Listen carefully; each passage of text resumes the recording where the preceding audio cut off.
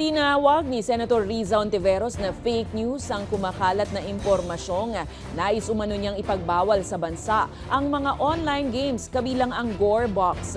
Ito'y kasunod ng mga nangyaring insidente ng karahasan sa ilang paaralan sa bansa.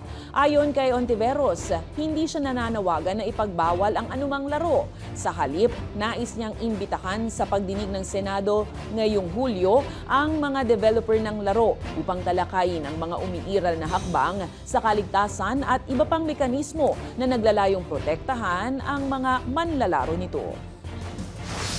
Huwag pong pangunahan nung mga nag-fake news over the weekend. Doon po tayo sa totoo. Ang totoo ay may mga batang napatay, may mga magulang na naulila sa anak, may marami pang bata na sugatan at malalim ang trauma.